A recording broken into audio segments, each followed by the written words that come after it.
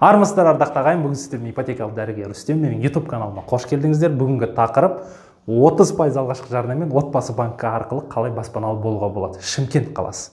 Дәл осы видеоның алдында мен 36% алғашқы жарнамен Нұр-Сұлтан қаласынан қалай баспана алуға болатынын түсіндірген болатынмын. Байқап отырсаңыздар, еліміздегі отбасы банк қалалар филиалдары бір-бірімен құдды жарысып жатқан сияқты.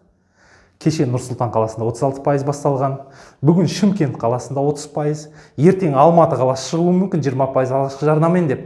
Яғни жақсы жаңалықтар көбейіп жатыр, сондықтан мына видеоға назар аударыңыздар. Яғни осының алдындағы түсірген видеомен талаптары бәрі бірдей, тек қана 30% алғашқы жарна үй құнының. Кеттік, талаптары.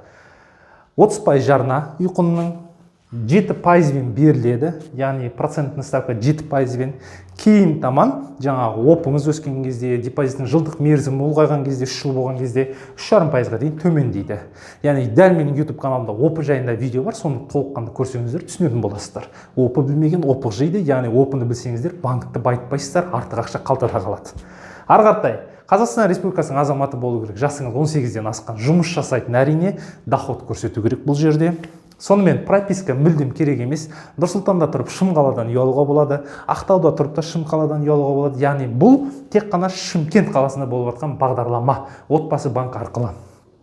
Атыңызда үй бар ма, жоқ па, маңызды емес. Өзіңіздің атыңызда болса да, әйеліңіздің атында болса да, балаңыздың атында үй болса да аласыздар. Үй кезегінде тұрсыз ба, тұрған жоқсыз ба, тоже маңызды емес. Прописка жаңа айттым, керек емес дедім. Алғашқы нарықтан ғана үй аласыз, тек қана Отау групп холдинг жаңа компаниясы, строительный құрылыс компаниясы ұсынып отқан үйлерден ғана. Кез келген үйі олар алғашқы нарықтағы салынып отқан үйлер. Бірақ мына жерде мынаны ескерте кетіңіздер. Егер сіз ұнатқан тұрғын үй кешені, соның Қазақстан жилищный компаниясы кепілдігі болса, яғни бұрынғы ФГЖС, сіз ешқандай кепілзат, яғни дополнительный залог қоймайсыздар. Егер сіз алып отқан тұрғын үй кешенінде жаңағындай кепілдік жоқ болса, онда қосымша дополнительный залог қою керек. Ол доп залог, яғни жер үй болуы мүмкін, пәтер болуы мүмкін, өзіңіздікі болуы мүмкін, немесе таныстарыңыздікі, туған туыстардікі болуы мүмкін. Кім келісімін береді? Доп залогқа үйін уақытша қоюға. Міне, талаптары осы. Енді қараңыздар, 30% алғашқы жарна болғанымен, негізгі банктың жүйесі 50-50 достар. Бұны мен сіздерге үнемі айтып келемін. Яғни банкте тек қана 50-50 жинақтау жүйесі. Дәл менің осы YouTube каналымда зайым түрлері деген видео бар, міндетті түрде соны көріңіздер. Яғни дәл осы зайым аралық зайым арқылы рәсімделеді. Бірақ сізде екі зайым түрі болады, екі аралық зайым. Ол қалай?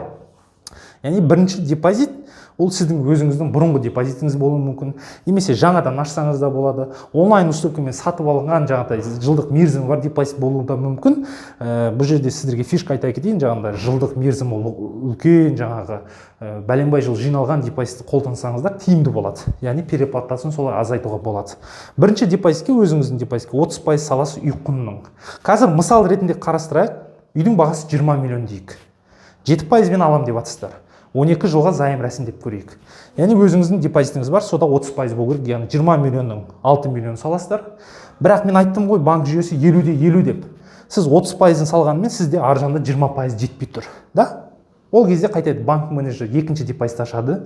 Сол 20%-ның 10%-ын Отау групп компаниясы сіздің шотқа жібереді. Көрдіңіздер да? Яғни сіз мерден 6 миллион салдыңыз, 4 миллион жетпей тұр да? Сол 4 миллионның 2 миллионын Отау групп компаниясы сіздің шотқа жібереді. Оған банк үстінен зайым қосады, 2 миллион, итогы 4 миллион мына жақтан зайым рәсімдейсіз. Яғни 2 зайым. Көрдіңіздер да?